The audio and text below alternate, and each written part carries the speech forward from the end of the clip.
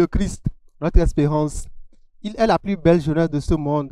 Tout ce qu'il touche devient jeune, devient nouveau et se remplit de vie. Christus vivit numéro 1. Messieurs et dames, chers amis jeunes connectés, loué soit Jésus-Christ. À jamais, ainsi soit-il. Bienvenue dans cette émission spéciale qui fait un zoom sur le conseil de coordination de l'Action catholique des jeunes, CCACJ, et donc la pastorale des jeunes de l'archidiocèse de Lomé. Présentation Edmond Vidro. Nous nous retrouvons après ceci.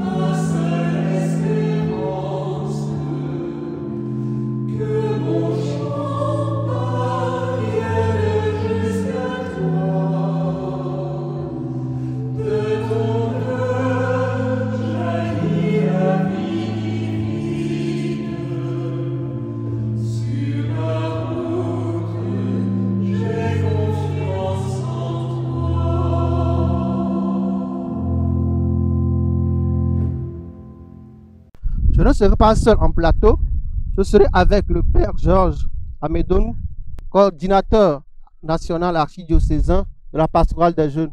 Loué soit Jésus-Christ, mon Père. Loué soit Jésus-Christ, à jamais. Je serai également avec Crépin Assignon, président archidiocésain des jeunes. Bonjour, Président. Loué soit Jésus-Christ. À jamais, ainsi soit-il. Bonjour, Edmond Vidro. Je serai également avec Henri-Joël Akparlin, chargé à la communication du bureau. Bonjour Henri-Joël, loué soit Jésus-Christ. À jamais, ainsi soit-il. C'est plutôt le chargé à l'organisation. Merci. Je serai également avec Freeman Zoti, trésorier général. Bonjour Freeman, loué soit Jésus-Christ. Bonjour Edmond. Mon père, vous êtes le coordinateur de la pastorale nationale des jeunes et à la fois coordinateur archidiocésain. Comment se porte la coordination nationale des jeunes? D'abord, je salue les frères et sœurs qui nous suivent, qui sont en communion avec nous. Et je vous salue tous dans le saint et glorieux nom de notre Seigneur Jésus-Christ. La coordination de la pastorale des jeunes se porte très bien. Nous essayons, par la grâce de Dieu, de conduire les jeunes vers le Christ, de les amener à le connaître davantage, à l'aimer et surtout à le service. Donc tout se passe bien, par la grâce de Dieu. Je sais que vous parlez au nom de la pastorale nationale et en même temps la archidiocèse de Lomé, mais j'aimerais donner la parole au président pour qu'il nous dise comment se porte la pastorale ou la jeunesse archidiocésaine. Oui, merci beaucoup, Edmond. Nous saluons les téléspectateurs qui sont en train de nous suivre à ce moment et merci également à nos partenaires qui sont avec nous ce soir. Je dirais d'enjeu que les jeunes de l'archidiocèse de Lomé se portent très bien, surtout que nous sommes toujours en relation, en communication avec eux par rapport aux différentes activités que nous sommes en train de mener dans l'archidiocèse de Lomé. Donc, nous pouvons dire que nous allons bien au sein de notre pays au niveau de l'archidiocèse de Lomé actuellement. Merci. Mon père, Oui. Nous sommes dans une année jubilaire. Qu'est-ce qu'un jubilé? D'abord, le terme jubilé de l'hébreu Jobel, qui signifie étymologiquement corne de bélier. Donc, c'est pour dire que le jubilé, c'est une année spéciale de pardon et de libération par le Seigneur. Et ce terme Jobel qui renvoie à la corne du bélier renvoie à l'idée du fait que cette année spéciale est nommée par le son qu'on émet par la corne du jubilé. Donc, c'est pour dire qu'un jubilé, c'est une année de célébration au cours de laquelle on annonce le pardon que le Seigneur accorde et la libération de son peuple. Donc, le peuple d'Israël célébrait déjà le jubilé chaque 50 ans. Donc, le jubilé a sa racine dans le judaïsme ancien, donc dans les Saintes Écritures. Maintenant, dans l'Église, depuis un certain temps, c'est chaque 25 ans. Donc, l'Église décrète l'année jubilaire. Il y a les jubilés, le jubilé ordinaire, chaque 25 ans, et les jubilés extraordinaires que nous célébrons. Donc, cette année, c'est un jubilé ordinaire. Les 2025 ans de l'incarnation de notre Seigneur Sauveur Jésus-Christ. Mon père, vous avez parlé de jubilé ordinaire, jubilé spécial. Quelle est la différence? Voilà, le jubilé ou les jubilés ordinaires, c'est ces jubilés-là que nous célébrons chaque 25 ans. Chaque 25 ans. Donc, en 2000, nous avions célébré le jubilé ordinaire de l'an 2000. Donc, 2025, jubilé ordinaire. Maintenant, les jubilés extraordinaires sont les années jubilaires plutôt décrétées par le Saint-Père, comme celle de 2014, jubilé de la miséricorde. Voilà. Merci. Mon père, le jubilé de cette année est placé sur le thème pèlerin d'espérance. Qu'est-ce que l'espérance? Voilà, nous saluons la mémoire du pape François qui nous a introduit dans cette année jubilaire. Et il a placé le thème de ce jubilé sous le thème de l'espérance, pèlerin de l'espérance. D'abord, le thème espérance, ça vient du latin sperare, qui signifie étymologiquement attendre quelque chose comme pouvant se réaliser ou désirer quelque chose, un événement, comme pouvant se réaliser. Donc, parler de l'espérance, il y a d'abord une attente, un désir. Et l'attente est portée sur un élément, voilà, une chose, un événement. Donc, le deuxième élément, c'est ce sur quoi l'attente est portée, ce que nous attendons, ce qu'on désire. Et comme je l'ai dit, une attente comme pouvant se réaliser. Donc, quand on parle de pouvoir, il y a la manifestation d'une force, d'une puissance qui rend possible l'attente. Donc, parler de l'espérance, c'est aussi considérer le pouvoir ou la puissance qui rend possible ou qui peut accomplir l'objet de l'attente et sa réalisation, sous sa provenance. Donc, d'une manière étymologique, Voilà, étymologiquement, l'espérance, c'est le fait de désirer, d'attendre quelque chose comme pouvant se réaliser. Voilà, je définis comme cela ce que c'est que l'espérance. Maintenant, du mot espérance, nous avons espoir. Quelle est la différence entre espoir et espérance? Voilà, la petite nuance que je peux donner ici, différence entre espoir et espérance. C'est vrai, l'espérance, le terme espérance est plus utilisé dans le christianisme. On parle de la vertu théologale de l'espérance. Nous allons revenir tout à l'heure dessus. Donc l'espérance, c'est quand l'attente, ce que nous désirons, ce que nous attendons, vient des promesses du Christ. Donc la force sur laquelle l'homme compte pour l'accomplissement de son désir est cette force même de Dieu. La source même du désir, de l'attente, c'est Dieu. Donc l'Église parle de l'espérance quand l'attente, le désir vient de Dieu, est suscité par une promesse divine. Mais l'espoir, quand c'est l'homme lui-même qui compte sur ses capacités. Voilà, donc l'espoir est purement humain et l'espérance, elle est divine. C'est ce que je peux dire. Il est important de faire cette précision parce qu'on a tendance à confondre les deux concepts. Oui, nous confondons souvent les deux concepts. L'espoir est purement humain et l'espérance, elle est divine. Et le pape François, dans la bulle d'indiction de ce jubilé, il ne parle pas d'espoir, il parle des espérances humaines et l'espérance divine. Voilà, lui ne parle pas d'espoir, espérance humaine. Donc, les espoirs, ce sont les espérances humaines. Quand l'homme est la source de ses désirs, de ses attentes et compte sur des forces humaines pour leur accomplissement. Voilà, cette distinction, elle est très importante à faire. On peut maintenant, en philosophie, rentrer dans d'autres considérations, mais nous n'allons pas nous aventurer sur ce chemin.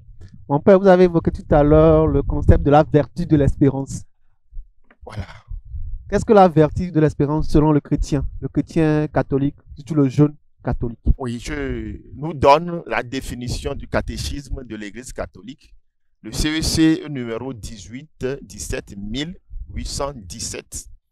1817 dit que l'espérance est la vertu théologale, donc par laquelle nous désirons comme notre bonheur le royaume des cieux et la vie éternelle, en mettant notre confiance dans les promesses du Christ et en prenant appui non sur nos forces, mais sur le secours de la grâce du Saint-Esprit. Voilà ce que le catéchisme de l'Église catholique dit. Il dit l'espérance est une vertu théologale. Une vertu théologale, c'est une disposition habituelle que nous recevons de Dieu. Donc, théologal, c'est lié à Dieu.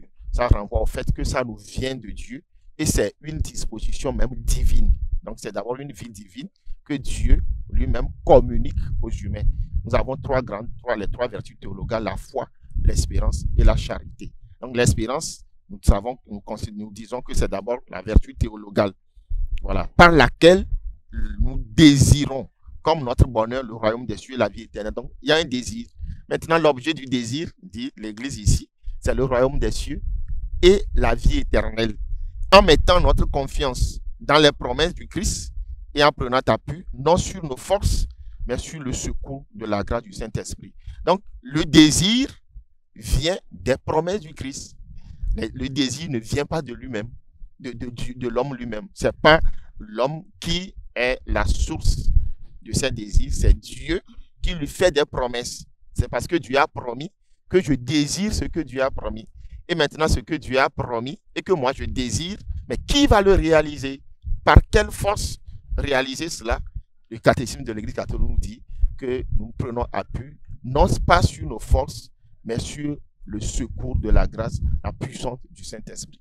Voilà ce que l'Église appelle espérance, définie comme espérance. Et je vais encore plus loin. Et le pape François va rappeler ce que Paul a enseigné à son disciple bien-aimé Timothée pour dire que l'espérance chrétienne, c'est une personne, c'est Jésus-Christ lui-même. Puisque c'est lui le royaume des cieux, nous reviendrons dessus. Vous avez parlé justement d'espérance chrétienne. Y a-t-il donc une espérance humaine et quelle est la spécificité de l'espérance chrétienne? Voilà, comme je viens de le dire, l'espérance chrétienne, c'est la vertu théologale, la vertu de l'espérance. Ce que Dieu nous promet, ce que nous recevons de Dieu.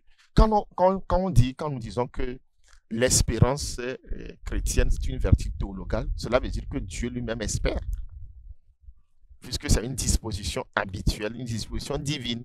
Donc cela veut dire que Dieu espère. Et cette espérance-là, c'est ce que Dieu nous communique et que nous entretenons, dont nous nous nourrissons nous-mêmes. Donc là, comme je l'ai dit, la nuance, la différence entre l'espérance chrétienne et l'espérance humaine, c'est que le désir, voilà, l'attente des hommes vient d'eux-mêmes. Mais pour nous chrétiens, ça vient de Dieu. Quand on dit espérance tout court, il y a 4 éléments fondamentaux à saisir ensemble. Le premier élément, c'est qu'il y a un désir, une attente. Sur le plan humain, le désir et l'attente, sa source, c'est le deuxième élément, la source du désir. Sur le plan humain, l'homme ou les hommes sont la source de leur espérance. Je donne un exemple. Un enfant à qui son papa dit, après le bac, bientôt, nous aurons les résultats du bac, je vais t'acheter une moto. La source, la promesse vient du papa ou de l'oncle. Donc, la force qui va réaliser sur laquelle le papa compte pour acheter la moto, c'est de l'argent. Si jamais, excusez-moi, avant la proclamation, le papa la meurt, l'oncle n'est plus, cette espérance-là sera déçue. Maintenant, du côté du chrétien, pour nous chrétiens, la promesse, c'est la promesse de Dieu. Puisque Dieu est fidèle, Dieu est éternel, l'espérance chrétienne ne va pas décevoir. Donc, le désir, l'objet du désir, pour ce qui est humain, ça vient d'une promesse humaine. L'espérance chrétienne comme vertu, l'attente, le désir, donc vient d'une promesse divine. C'est Dieu qui a promis. C'est le deuxième élément. Le troisième élément de l'espérance, c'est que ce qui est promis là, qui vient de Dieu, donc l'objet, le contenu de l'espérance, qui est l'objet. Le premier, je dis désir. Le désir porte sur quelque chose, le contenu. Et le contenu là, la promesse vient de quelqu'un, de Dieu. Pour les hommes, ça vient d'une personne humaine. Maintenant, qui va accomplir? C'est le quatrième élément, la force qui rend possible l'accomplissement du désir. Pour l'homme, c'est lui-même. Nous qui sommes ici, vous tous qui êtes ici, vous, depuis quelque temps, vous nourrissez le désir, l'attente d'aller à Rome pour le jubilé de l'espérance. Sur quoi comptez-vous? L'argent. Voilà, nous comptons sur l'argent. Et en plus de cela, il y a une seconde attente, une seconde espérance. Bientôt, nous serons à Yamoussoukro pour une célébration nationale des jeunes de la Côte d'Ivoire. Nous comptons sur quoi pour y aller? Sur l'argent. Nous aurons une rencontre bientôt à Kara, sur l'argent. Voilà. Maintenant, du côté divin, sur le plan spirituel, la force sur laquelle l'homme compte pour l'accomplissement de ses désirs, c'est la puissance du Saint-Esprit. Et un exemple biblique pour comprendre cela, c'est l'annonciation. Quand l'ange Gabriel est venu annoncer à Marie que Dieu l'a choisie pour qu'elle soit mère de son fils Jésus-Christ. L'ange a posé la question, mais comment cela va-t-il se faire? C'est-à-dire, quelle est la force, cette puissance-là, qui va rendre possible cet événement? Et l'ange lui a dit, le Saint-Esprit viendra sur toi et la puissance du Très-Haut te couvrira de son ombre. Donc, voilà les 4 éléments principaux qu'on dégage de toute espérance, que ce soit de l'espérance humaine ou de l'espérance divine. Maintenant, l'espérance du côté de Dieu, la source c'est Dieu, la force c'est son Esprit Saint. Voilà. Merci mon père. Je vous en prie. Nous sommes dans une année jubilaire. Qu'est-ce que notre archidiocèse nous prévoit après cette pause? Pour les jeunes de notre archidiocèse de Lomé, comme je le disais tantôt, il y a une organisation qui est prévue. Quel est le programme, mon père? Je vais d'abord donner la parole, mon père ou au président.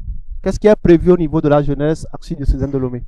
Bon, je peux juste commencer après le président va poursuivre. D'abord, comme je l'ai dit au début, une année jubilaire, c'est une année de grâce que le Seigneur lui-même accorde. Et quand c'est les hommes qui l'annoncent, le pape par exemple qui annonce cette année jubilaire, ou un évêque dans son diocèse, ça devient un acte prophétique. C'est le Seigneur à travers eux qui accorde ce temps, cette année de grâce, comme le Seigneur l'a dit dans Luc 4, verset 19, une année de grâce accordée par le Seigneur. Donc, cette année jubilaire est une année de grâce accordée à nous tous.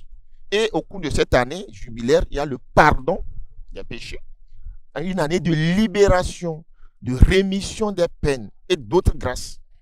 Donc, chaque chrétien doit pouvoir suivre les recommandations qui est prescrit pour bénéficier de ces grâces-là.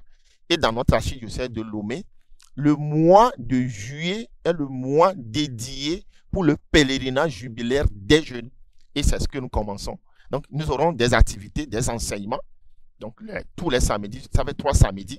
Et le dernier samedi, une célébration diocésaine, au cours de laquelle les jeunes auront à vivre des exercices de piété pour recevoir. Ce ne sont pas des choses qui vont forcer Dieu à agir en notre faveur, mais c'est des exercices qui vont nous disposer à recevoir, accueillir et accueillir les grâces que cette année jubilaire déverse en abondance sur nous. Maintenant, le programme, je laisse la parole au président ou au chargé de la communication nous le dévoiler. Président, qu'est-ce qu'il en est? Qu'est-ce que vous avez prévu pour nous jeunes au cours de ce mois, de ce jubilé 2025? Merci beaucoup. Et par rapport à ce mois pour l'année jubilaire, nous savons tous très bien que c'est un pèlerinage que nous allons tous le faire. Et ce n'est pas seulement pour les jeunes. Ce mois, c'est aussi pour les adolescents et les enfants. Il faut que nous précisons cela pour que tout le monde sache que c'est la couche des jeunes, des adolescents et des enfants. Et c'est les jeunes qui sont porteurs de ce pèlerinage pour l'organisation. Donc, c'est le moment pour nous d'inviter également tous les mouvements, associations des jeunes, des adolescents et des enfants pour y participer. Pour notre archidiocèse de Lomé, ce serait, le Père vient de le dire, après les 3 samedis d'émission que nous aurons organisés, le dernier samedi du mois, qui est le samedi 26 juillet, nous serons à la paroisse universitaire. C'est là où nous y sommes aujourd'hui pour notre émission de passage. Nous disons un merci pour le Père pour l'accueil au sein de leur paroisse. Également, pour ce 26 juillet, il y aura des différentes activités et tout va commencer à partir de 8h00 pour l'arrivée et l'installation des jeunes. Nous savons que l'archidiocèse de Lomé, l'étendue est un peu vaste. Donc, nous avons donné un peu de temps pour que chacun d'entre nous se réveille pour faire le déplacement pour y arriver. Et déjà, à partir de 8h30, nous allons commencer avec la méditation du chapelet. Nous sommes sans savoir que la Vierge Marie est toujours là à nos côtés. Donc, on va commencer pour qu'elle soit avec nous du début jusqu'à la fin, comme elle est toujours à côté de son Fils. Et après cela, nous allons célébrer ensemble la célébration du sacrement de la réconciliation qui sera suivie de la confession. Et souvent, ce n'est pas chaque fois que nous suivons cette célébration du sacrement de la réconciliation comme on le fait pour les autres sacrements. Donc, c'est également un moment pour les jeunes, les adolescents et les enfants de vivre cette année jubilaire, cette célébration, pour que nous voyons comment cela se passe. D'autres l'ont déjà suivi. Et également, il y aura la confession sur place après la célébration de ce sacrement. Il y a les pères qui seront là pour nous accompagner durant ce moment. Et autour de 11h à midi, il y aura l'enseignement sur le thème de l'année jubilaire qui est « Jeune, l'espérance ne déçoit pas ». Le Père vient de parler de l'espérance. Durant les 2 samedis à venir également, nous aurons à voir d'autres paramètres par rapport à l'espérance. Et nous allons, après cela, il y aura une pause. Et durant cette pause, ce ne sera pas seulement une pause où on va se défouler. Ce sera une pause de causerie où les différentes communautés et les associations qui sont au sein de notre archidiocèse de Lomé vont faire... ils vont installer les choses. Il y a certains jeunes qui seront là, qui ne sont pas dans aucune association, mouvement et chorale. Eux aussi, ils vont profiter pour demander et savoir qu'est-ce qu'ils font au juste au sein de cette communauté, qu'est-ce qu'ils font au juste au sein de les associations.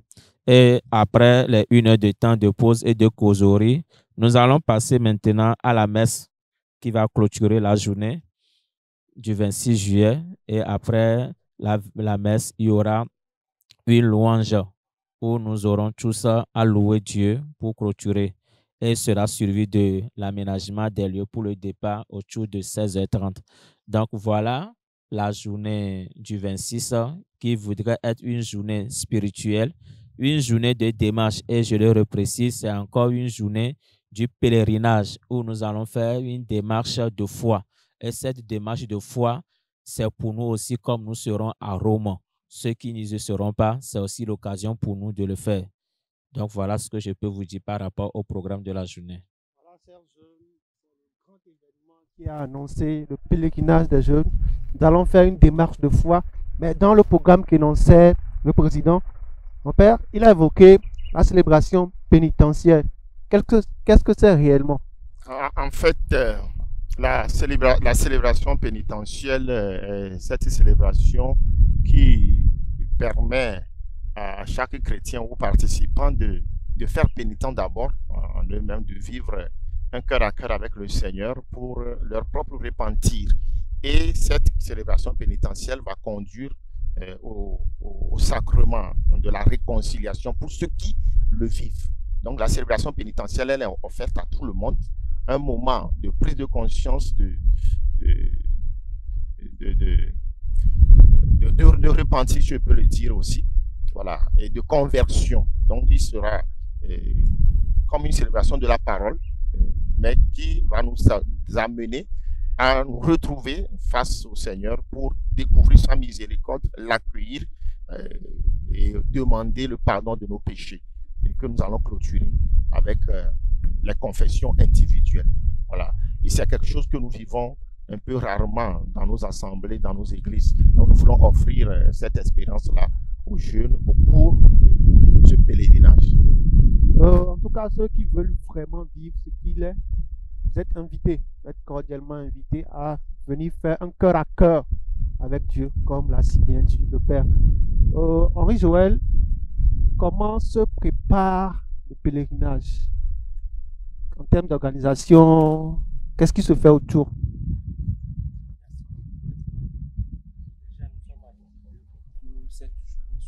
Une très belle journée pour tout un chacun de nous.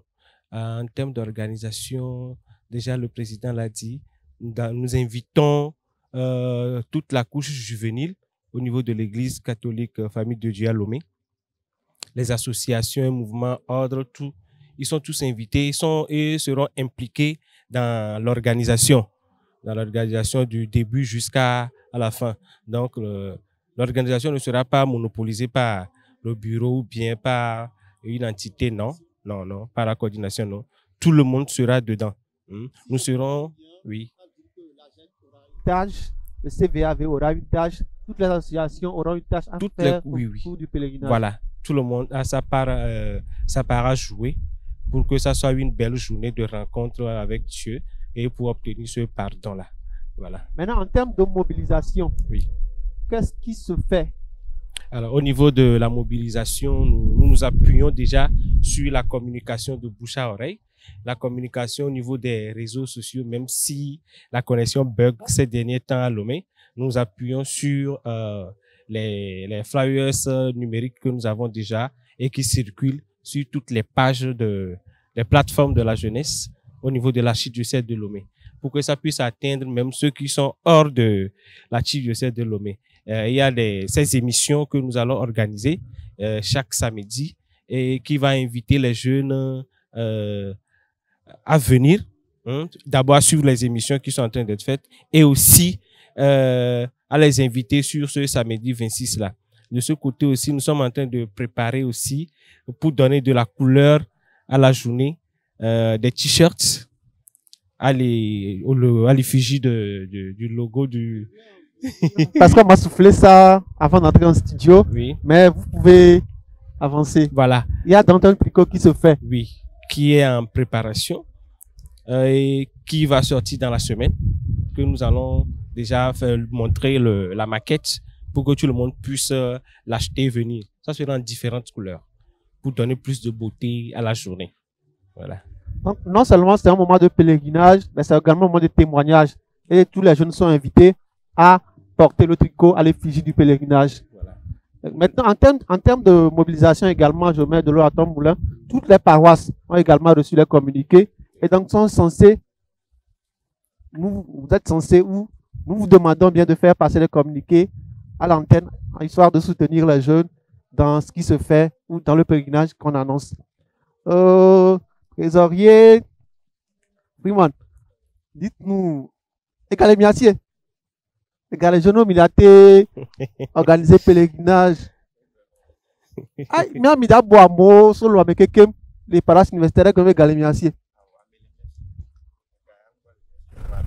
Il y a des qui me disent que Poga, les qui me disent que Popua Meo, les Gabe, Godi, les qui me disent que Popua Meo, que me prévoit na Meo. Déjà, il faut dire, d'abord, il est compté paroissiens de la Messia Mézi. On ne fait pas de distinction. On compte sur tout le monde. Avec quelques événements, dola zin, dola nyokwa, dola tekperemiantifa. Là, sur l'événement, je peux aller un peu dans les détails. Mi prévoit Bemia Onusubon, mi Kota Kekema, elle est autour de. C'est un truc qui n'est pas beaucoup. Parce qu'on sait que même il y a des cas pour les yasseurs. Voilà. Donc, d'abord, je vais faire une invitation à tout le monde. En tant que jeunes, ici, nous sommes que des responsables. Nous dirigeons les jeunes juste. Mais nous comptons plus sur eux pour pouvoir faire ce qu'il doit être fait. Donc, c'est un peu ça. Donc, l'appel est lancé à tous les jeunes à se mobiliser, adolescents, jeunes, de toutes les catégories.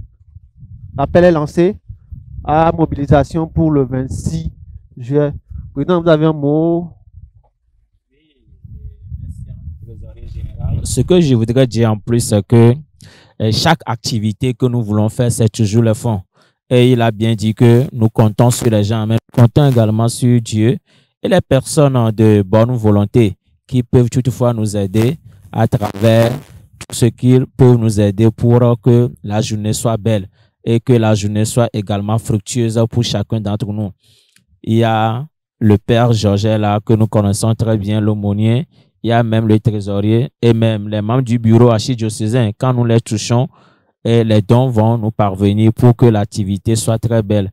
Et aussi, c'est le moment pour nous de lancer également l'appel à ceux qui peuvent nous offrir des puata, ceux qui peuvent nous offrir tout ce dont on a besoin. Donc, voilà ce que je voudrais ajouter à ce que le trésorier vient de dire. L'organisation, mais il a rien dit. C'est bien que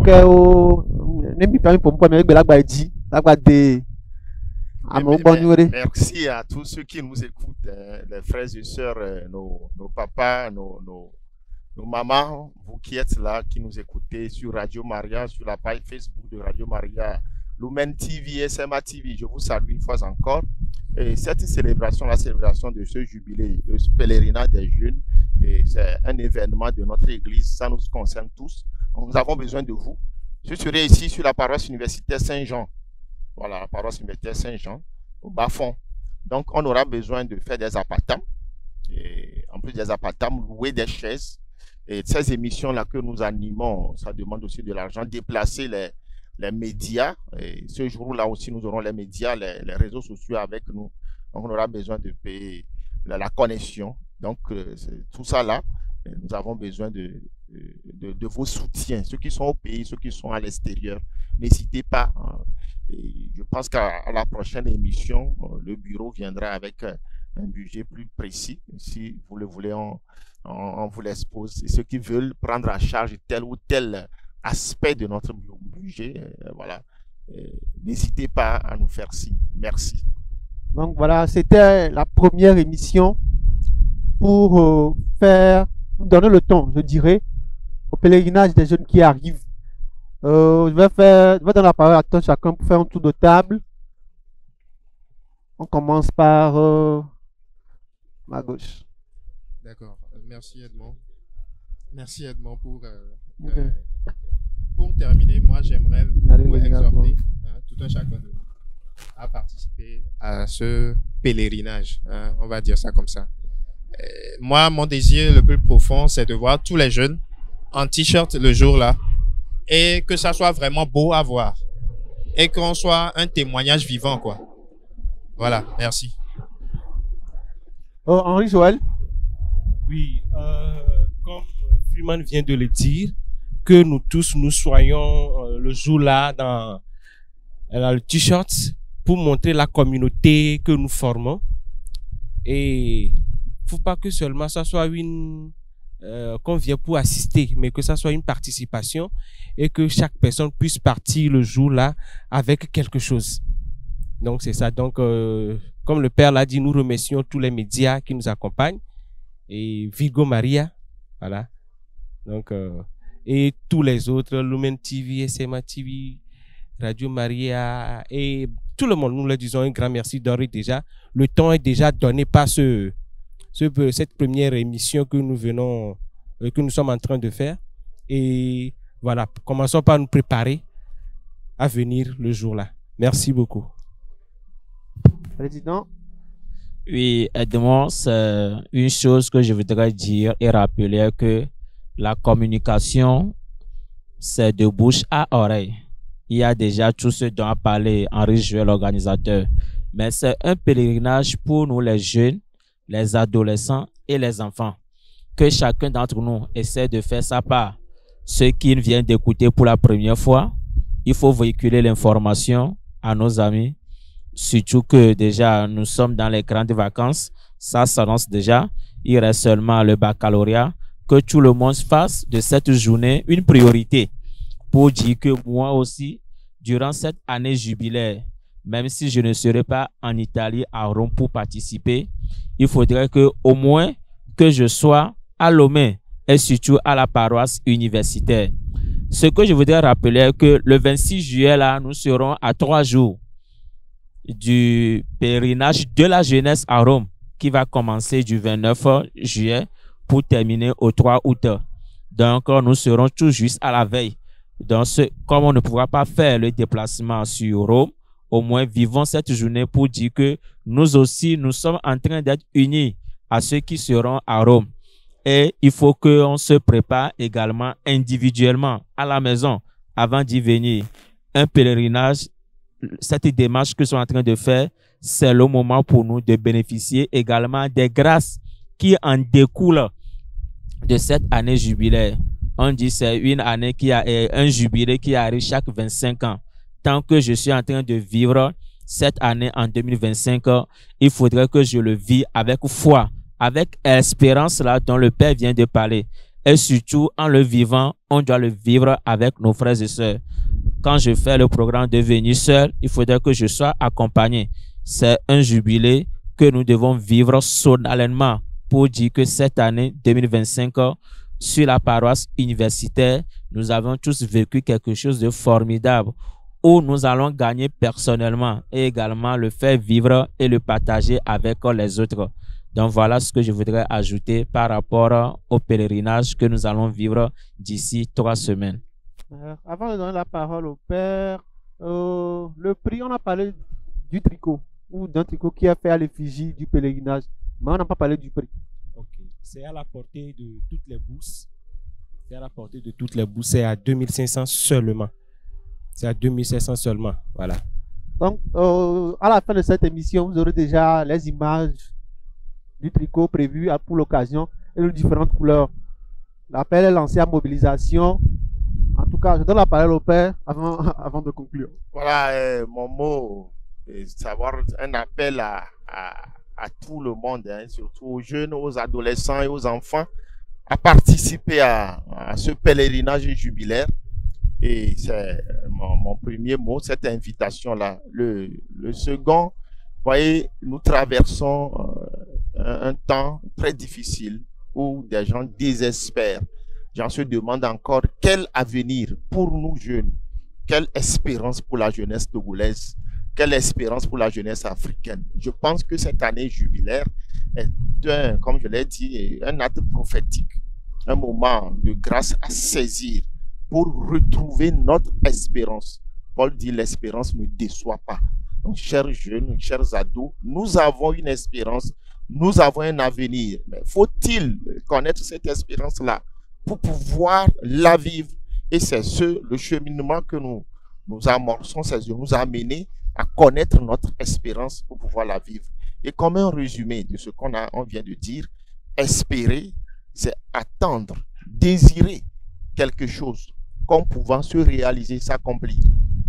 Et le catéchisme de l'Église catholique au numéro 1817 dit que l'espérance chrétienne est cette vertu théologale par laquelle nous désirons comme notre bonheur le royaume des cieux et la vie éternelle, et qui nous viennent des promesses du Christ en comptant non sur nos forces, mais sur la grâce de l'Esprit Saint.